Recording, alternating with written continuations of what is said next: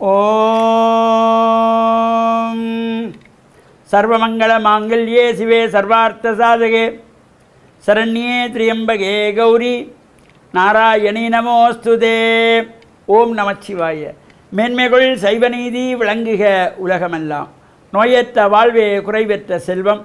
அந்த நோய் நொடிகள் இல்லாத வாழ்வு இந்த உலக மக்கள் எல்லோரும் வாழ வேண்டும் என்று கலியுகத்தின் காந்தமலை ஜோதியாகிய சபரிமலை சுவாமி ஐயப்பனுடைய திருவடிகளை சிறந்தாழ்த்தி டான் தமிழொலி ஓம் தொலைக்காட்சி நேயர்கள் அனைவருக்கும் சர்வதேச இந்து மத குறிப்பீடம் அகில இலங்கை சபரிமலை ஸ்ரீ சாஸ்தாவிடத்தின் சார்பில் இனிய வணக்கங்களும் நல்லாசிகளும்.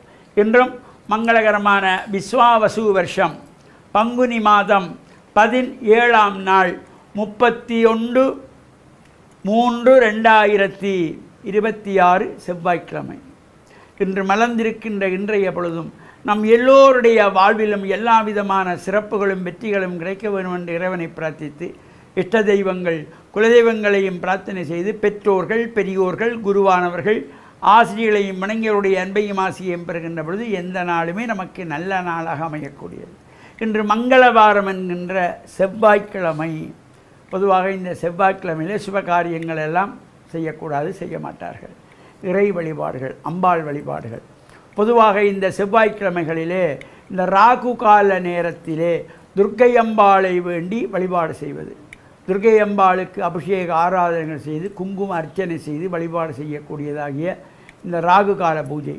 இதில் இந்த எலுமிச்சம்பழத்திலே அதனை 2 கூறுகளாக நறுக்கி உள்ளே இருக்கின்ற சுளைகள் சாறுகள் விதைகளை அப்புறப்படுத்தி கிண்ணம் போல செய்து நெய் விட்டு திரி போட்டு ஏற்றி வழிபாடு செய்கின்ற வழக்கங்களும் உண்டு.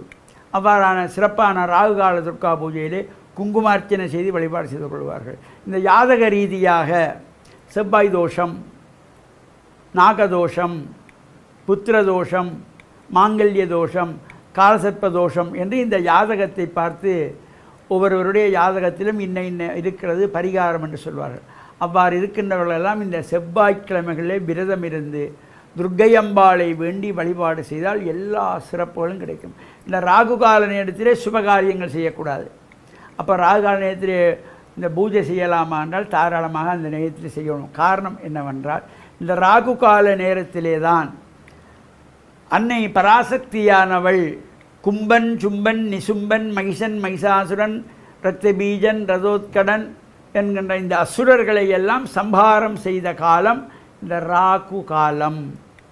அந்த ராகு கால நேரத்திலே அம்பாளை சாந்தப்படுத்த இவ்வாறு பூஜைகள் செய்து குங்குமார்ச்சனை செய்கின்றவர்களுக்கு எல்லா தோஷங்களும் விலகி வாழ்வில் உயர்வுகள் எல்லாம் கிடைக்கின்ற வகையிலும் நாளைய தினம் புதன்கிழமை பங்குனி மாதத்தினுடைய உத்தர நட்சத்திரம், பங்குனி உத்தரம். அவ்வாறு சிறப்போடு கூடியதாக பல்வேறு ஆலயங்களிலே தேர் திருவிழா, தீர்த்த திருவிழா, சங்காபிஷேகம் இவ்வாறு பூஜைகள் வழிபாடுகள் சிறப்பாக நடைபெறும். அந்த வகையிலே நாளைய தினம் இந்த பங்குனி உத்தரத்தை முன்னிட்டு கொழும்பு பொன்னம்பலவாணேஸ்வரர் சிவன் தேவஸ்தானத்திலே இந்த சிவனுடைய பொன்னம்பலவாண பெருமானுடைய உற்சவத்திலே இந்த தீர்த்த உற்சவம் பங்குனி உத்தரத்திலே நடைபெறும். அதேபோல் திருவோணமலை பத்திரகாளி அம்பாள் தேவஸ்தானத்திலும் இந்த உற்சவங்கள் நடைபெற்று வருகின்றது. இந்த பங்குனி உத்தரத்திலே அம்பாளுடைய உற்சவங்கள் எல்லாம் சிறப்பாக நடைபெறுகின்ற வகையிலும் அமைந்திருக்கின்றது. பல்வேறு ஆலயங்களிலே பங்குனி உத்தரத்திலே இந்த உற்சவங்கள். அதேபோல் சபரிமலை சுவாமி ஐயப்பனுடைய சன்னிதானத்திலே கேரளா சபரிமலையிலே கூட இந்த பங்குனி உத்தரத்தை முன்னிட்டு சுவாமி ஐயப்பனுடைய விசேஷமான அபிஷேக ஆராதனைகள் உற்சவங்கள் எல்லாம் சிறப்பாக நடைபெறக்கூடியதாக அமைந்திருப்பது.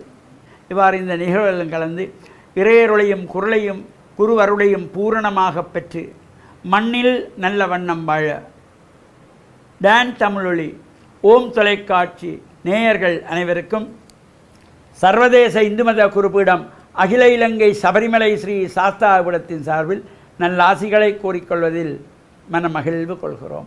சர்வே ஜனாக சுகினோ பவந்து சமஸ்த சன் மங்களானி சந்து சுபம்.